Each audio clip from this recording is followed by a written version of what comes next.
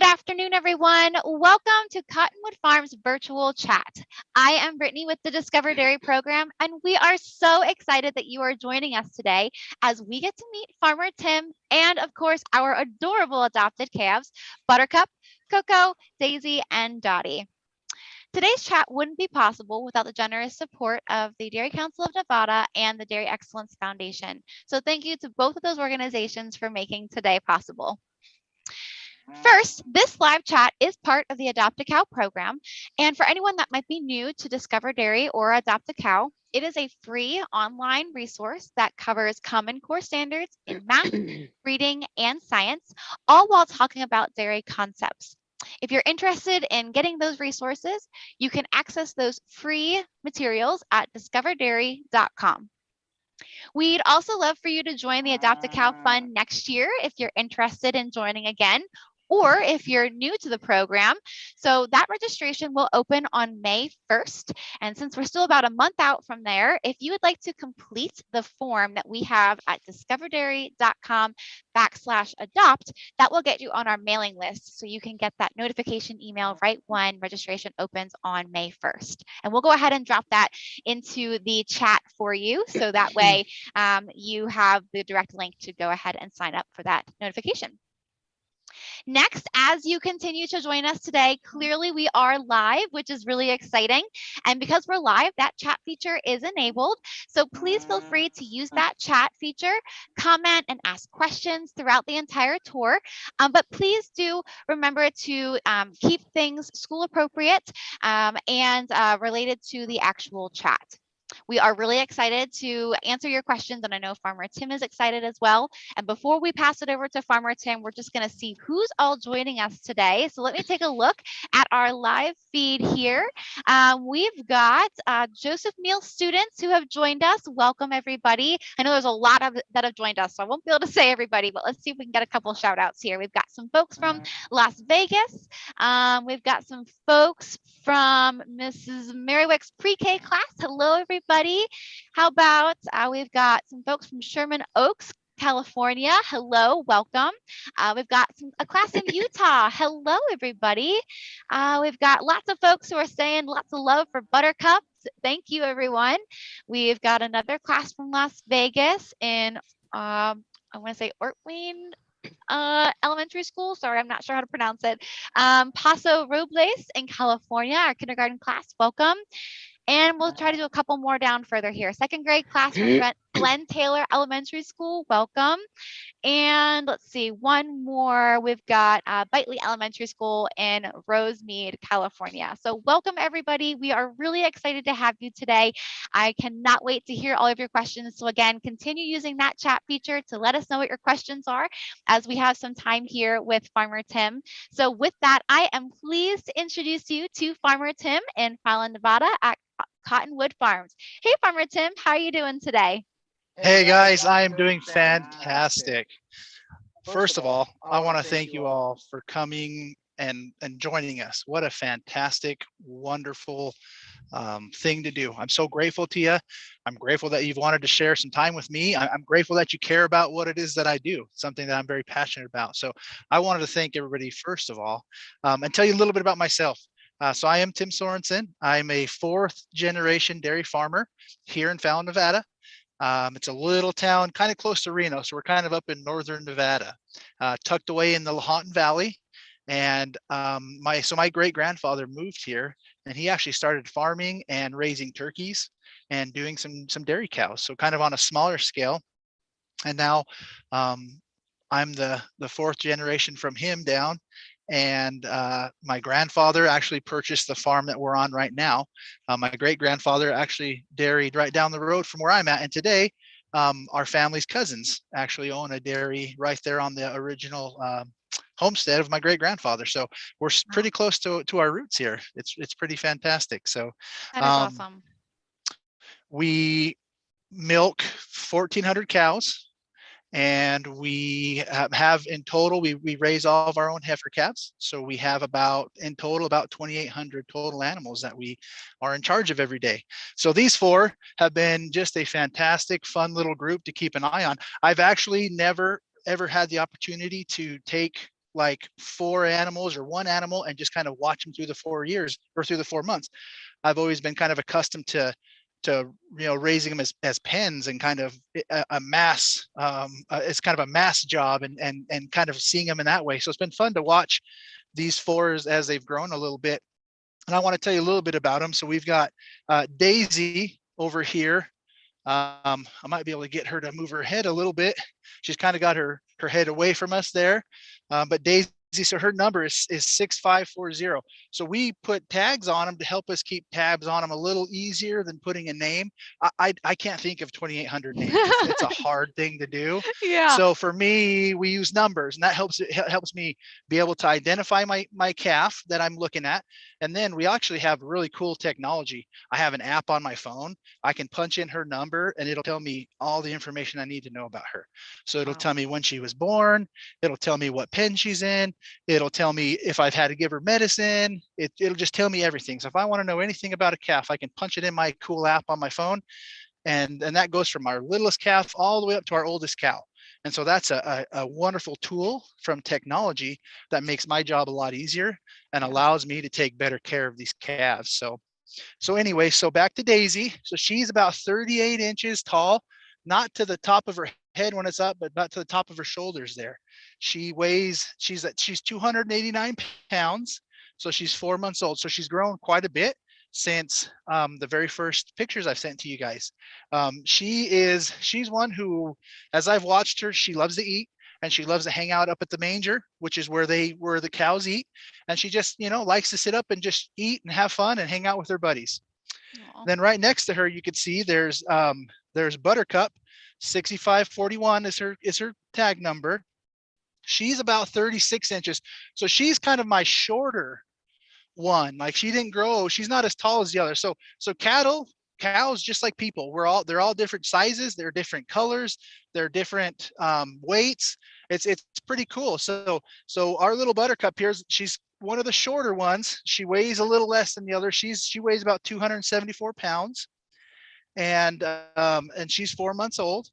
And she is one who she cracks me up. She's kind of a sneaky little thing. She likes to, like, I was just the other day, I was looking for her in the pen. I could not find her. She was hiding from me and hiding. And I went through the whole pen and I kept looking and I started panicking because I thought, oh my gosh, I've lost a cow. How do I lose a cow? Right.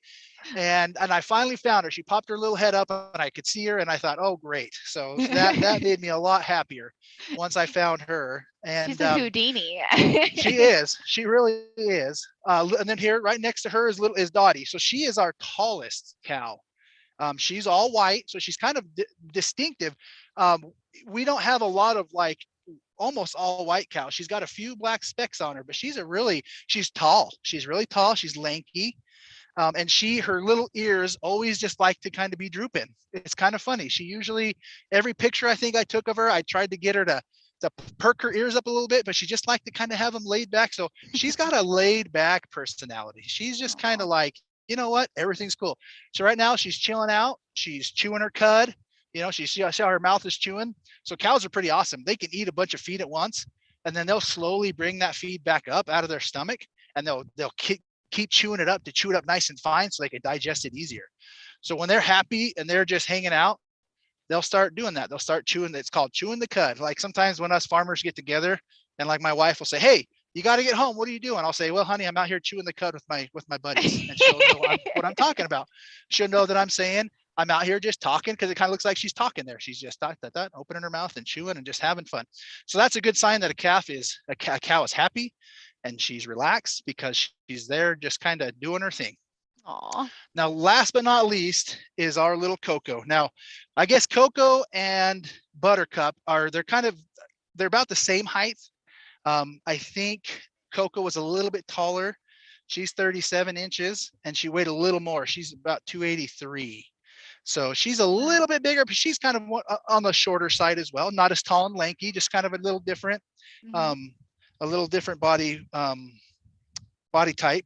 But she's one who also she loves to eat. I guess I could say she's very social. She likes to be with the other calves.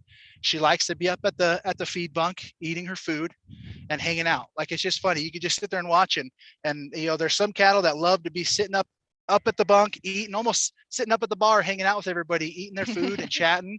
There's others that like to be kind of back by themselves, laying down and just hanging out alone. So they all have different personalities, a lot like, we see in ourselves as well. So it's kind of a neat thing to be able to kind of keep track of these four and kind of watch them grow and see their personalities. So Yeah. that's been a lot of fun. Oh my goodness. We have absolutely loved this. We are getting a lot of love on our live chat here of everyone saying how much they love their calf, and they really appreciated this good overview of them, getting to know their personalities a little bit more. So thank you so much, Farmer Tim. That was wonderful. And I know we will love to get to see them a little bit more here in the next 15 minutes or so as we go through some of these great questions that we've been getting.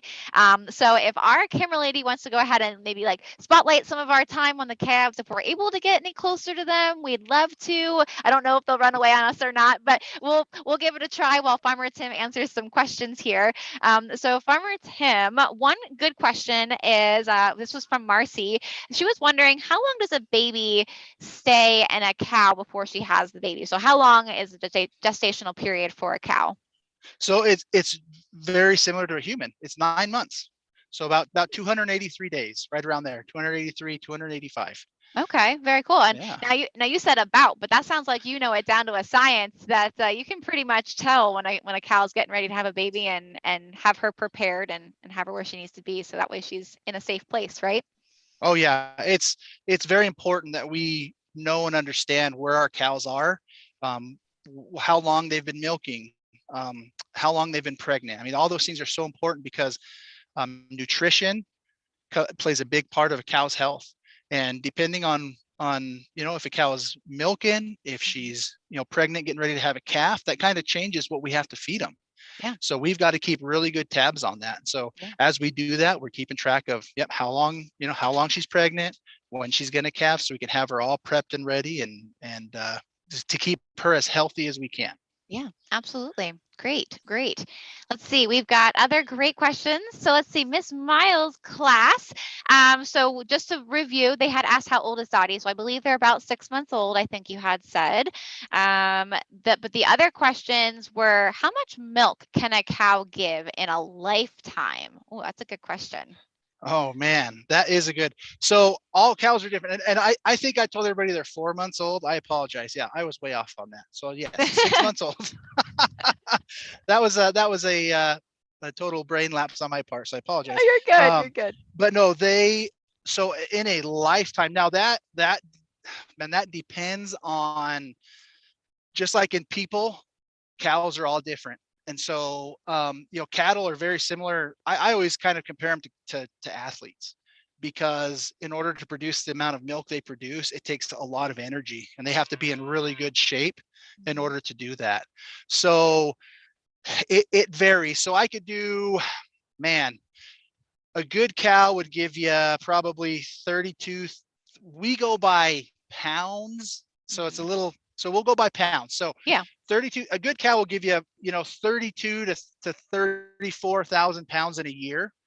And, the average, it's tough to go by. The cows are so different. Some of them will milk for 10, 12, 13 years.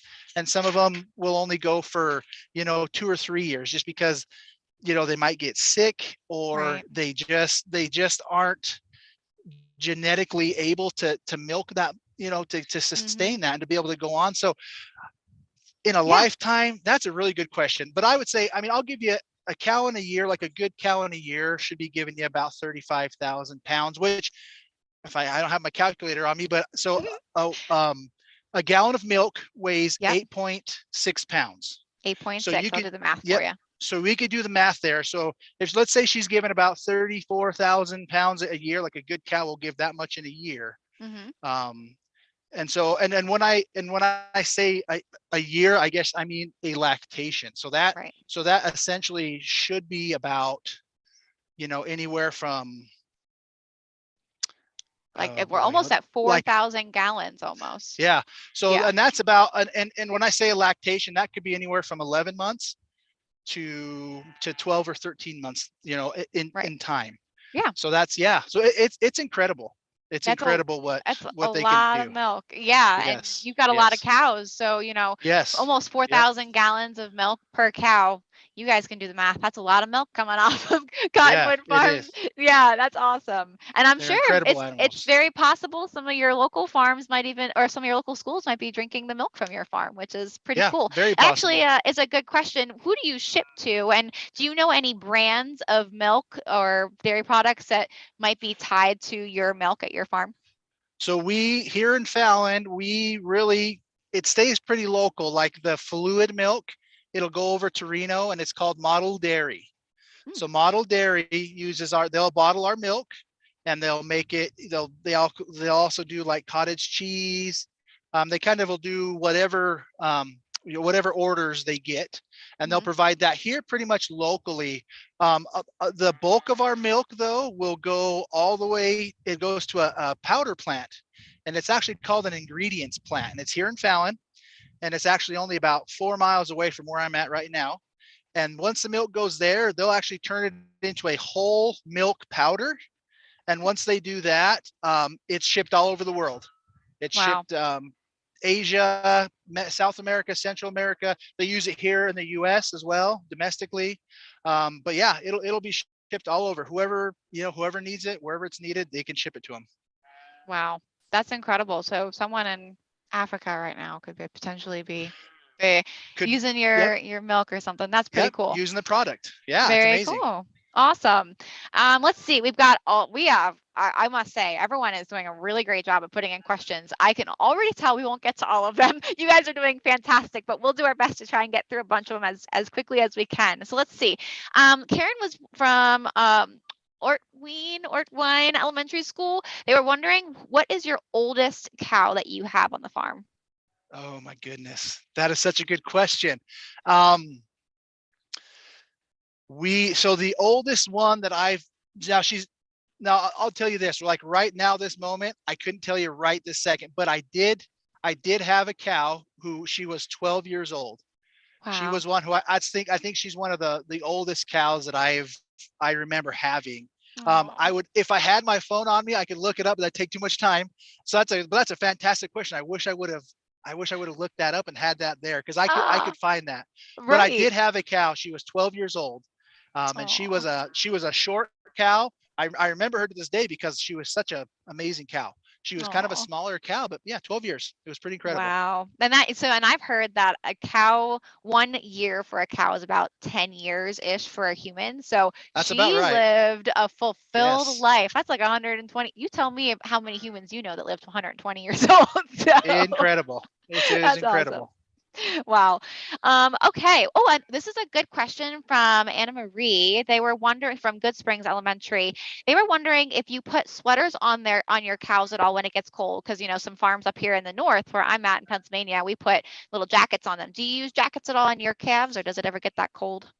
It never gets that cold. Oh, the cows are all worked up. They had a truck drive by, so they're really bellowing in the background. I hope it's cutting it out. You're But no, good. Yeah. they see we very rarely does it get that cold here. We're not bad, but every now and again it might dip down and get pretty cold, and we do have jackets that we'll put on our little ones Hmm. if it gets that cold. But typically we don't. We get in the 20s in the wintertime. Every now and again we might get down to around zero, but that's not very often at all. So Right. thankfully it's a pretty good climate for them. Yeah, they can just hang out in their own fur, just as they are. All right. Another good question from B. Matson. How many babies can a cow have at a time? Have you ever had twins or triplets on your farm? We've when I was now I wasn't, I'm trying to think, I may have been a little baby or I was before I was born, but we had quadruplets actually. Um, Wow. some lived, some did not. So it's not, you don't want that to happen because Yeah. you do run the risk of having some that don't make it. But Hmm. it's not uncommon to have twins. We have twins quite often. So usually it's one, but a lot of times we'll have twins. Um, I'm trying to think. We may have had triplets a long time ago, but I believe one of them didn't make it when it was Hmm. born, and a couple were, and the other two were okay. So once you get over twins, you run that risk in cattle to have a lot of issues with them. So Right. thankfully, twins are pretty common, but it's mainly just one calf. Yep. Yep. And it's about one a year, right? Since their gestation period is Yep. about 9 months and Yep. they're Yep. on That's a a little good, yep, about one a vacation. year. And yeah. Yep. Okay.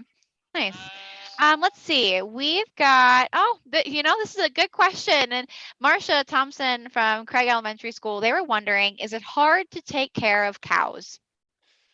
It's once you get so many of them, it gets easier because you, instead of just focusing on one cow, you actually focus on the group. And that's the neat thing about cattle is they're herd animals. They want to be in a group. They don't like to be alone. They don't like to be, solo.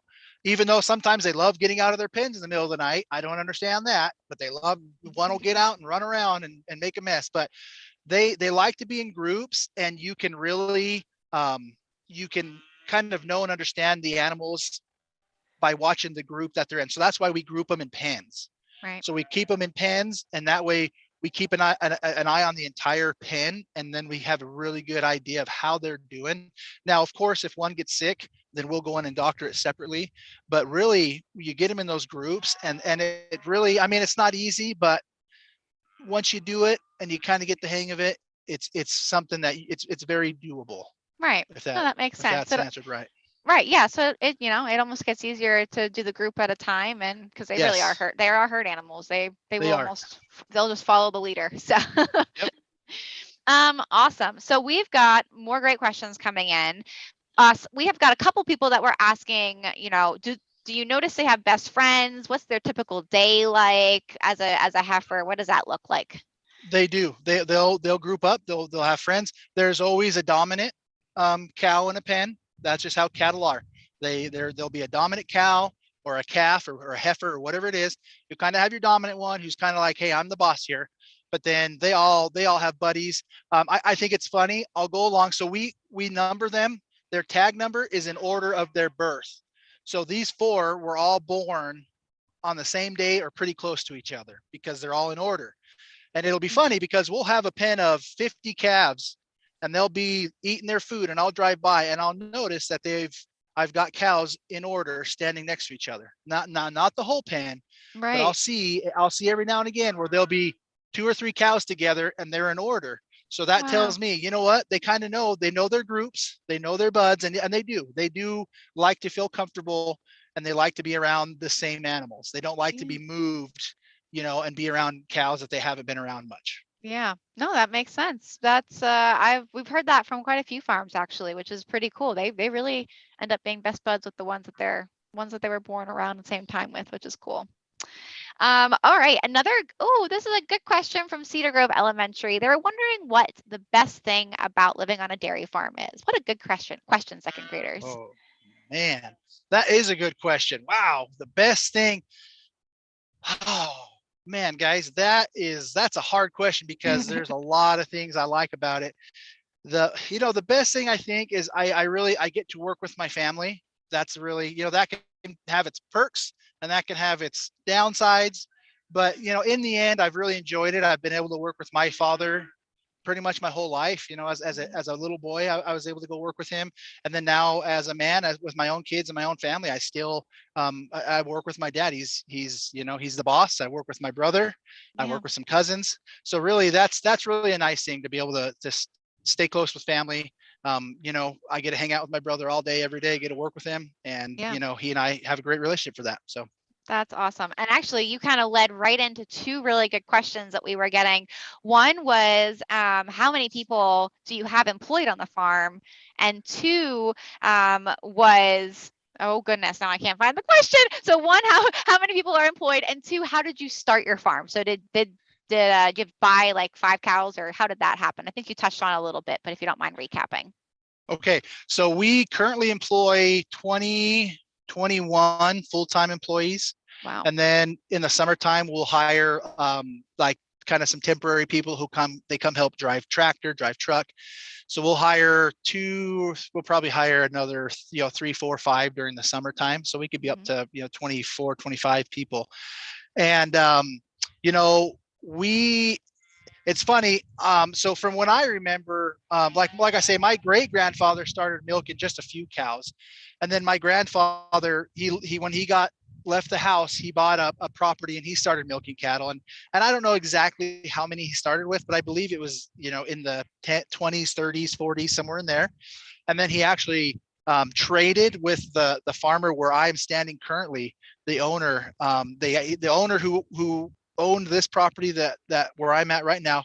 He wanted a smaller farm and my grandpa wanted a bigger farm. So they actually traded. And then my grandpa, paid a little more money because of course he's getting more ground and more area. Mhm. And he ended up here and then he started milking. And so when I was a little kid, we were milking around 300 cows, maybe a little less. So that's from when I remember. Wow. And then when I first came back and started working full time here back in 2004, we were milking about 600 cows, right around there. And then to up till today, where we're at right now, we've actually built a new facility across the road about a quarter mile that way. And we're milking our, between 14 and 1500 cows right now. Wow. That's awesome history. We love it. And yeah, that's just really cool that you get to work with family, employ so many families and, support so many families in the area and have that opportunity to connect with so many people and just provide an awesome product, which is really great. We've got a couple questions related to cow happiness. So this is to anyone that asks anything. How do you know if a cow is happy? How do you know if they're sad? How do you know if they're sick? That kind of thing. Okay, so it's funny. Those are little nuances, like little things that they do that you learn over time. A happy cow who's feeling really good, she's going to be laying down in the shade if it's a hot day, and she'll be chewing her cud. So you'll look. I'm trying to see if anything around here is. Nothing's chewing their cud right now. We could show you, but they'll just be chewing and chewing and chewing, and that's a signal to me that cow is doing what she's made to do. She's eating her food. And now she's laying down and resting and she's bringing that food back up out of, because a cow has 4 stomachs. So in order to digest, some of the foods that these cows eat are foods that we can't eat. Right. They eat things that we used to just throw away in the garbage because we didn't know what to do. We used to burn them because we didn't know what to do with them. But now we've discovered that cattle can eat like the shells that go around almonds. It's incredible. They can eat that. And it's a hard, crunchy, like I would never eat it and cut my throat up. Well, these cows can eat that. So when they eat their food, they like to go and sit back down, and then they can bring their food up from one of the stomachs and they can chew it up even more in their mouth to help the digestion process. So if I see a cow laying down and she's chewing her cud, which we talked a little bit about that earlier, she's chewing her cud, she's laying there or she's standing. Sometimes when it's cold, they don't want to be laying down on the cold ground. They want to stand up in the warm sun, but she'll be chewing her cud, and that's a good sign that she's happy. Her ears, if their ears are drooping, that's a signal that they're not feeling very well. And then their eyes. You could really look in their eyes, and their eyes will kind of get sunken in and they'll look a little, they just look off. And those are all signs that, hey, that animal is not feeling very good. Right. Right. And I'm sure you can, take their temperature, or I've heard maybe that even if their ears feel cold, that maybe they're not doing that's a good one. And yeah. And of course the droopy ear thing applies to everyone but our wonderful white heifer here, who always has droopy ears because she's just so relaxed. That's the funny thing. Yep. Her ears just like to be droopy. So yeah, that was one where I'd see her and I'd be like, uh-oh, is she sick? And then I look, I'm like, no, she's just laid back. She's just happy to be living life. So yeah. Too funny. Let's see. So we're going to take one more question from everybody else, and then we've got one more question to wrap up here.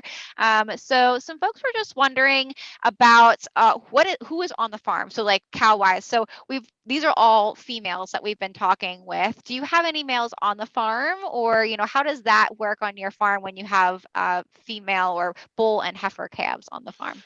So we on our farm, we have all the female calves because they're the ones that produce milk. All of our males, we actually have a company that buys them and raises them at a feed yard up in Idaho. So they go so the majority of them head up to Idaho.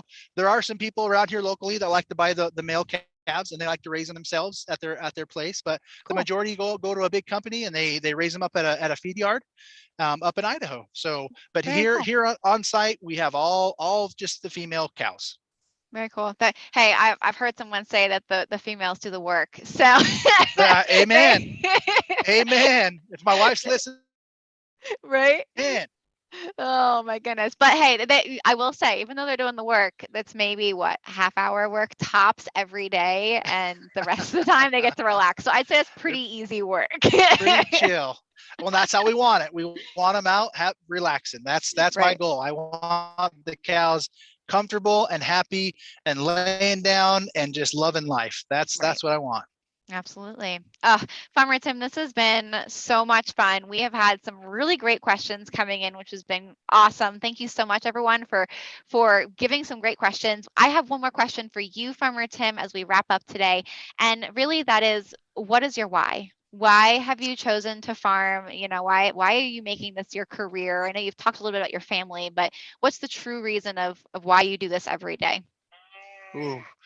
No, that's what I've thought about throughout my life, because there are days where I think, why did I do this? Right. But I think that's everybody. Sometimes we all in our lives have those moments. But no, I love what I do. My father was a dairyman, and I was able to work with him as a young man. And I remember as I grew up and I went to school and I went to college, and I had some experiences where I was able to just experience different jobs, like different things that people do. And I always enjoyed being outside. I always enjoyed being outside, and I always enjoyed um, just working hard, sweating. I don't mind sweating. I don't mind that. And that's something I did my whole life. And maybe that might have something to do with it. I don't know. But I enjoyed working. I enjoyed getting home tired and feeling like, you know what, we worked hard today, got a good day in. I love working with my family. I've really enjoyed that. It's not always perfect. But I've really enjoyed that. I've been able to bring my kids, and they've come out and work with me now. From That's when they awesome. were just little, guys, they were able to come and work with me. I love the blend of technology, of hard work, of science, of faith, of hope.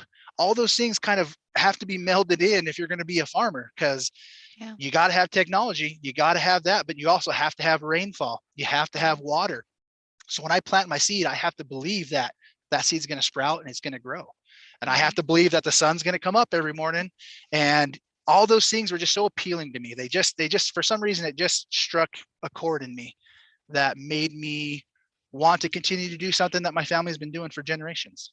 Yeah. Oh, Tim, Farmer Tim, you have just sang to our hearts. We absolutely love that. And we love how we've been able to learn how much you take care of your cows. You care about your cows, and not only your cows and your farm, but the families you support, the community around you, how well you are a steward of the land that you work and grow crops on every day for your cows. And it's just truly your entire story, and who you are is inspiring. And we truly want to say thank you so much for what you do and taking care of these beautiful ladies, and giving us wholesome milk so we can enjoy our ice cream at night when we're watching a movie or whatever it may be, Hey. because it's hard work. So I will be thinking of you and your family every time I have a bowl of ice cream or a bowl of cereal or whatever it may be. But we truly thank you so much. And there is a lot of love pouring in on the chat for you, saying thank you so much. Thank you. We appreciate farmers. Thank you so much. Dotty has given us so much joy this year. Thank you for letting us participate. So just a lot of love. So truly, thank you so much. Is there any last minute words you want to say before we tune off today? Oh, I would love to just say thank you, thank you, thank you, thank you. It means the world to me that you care.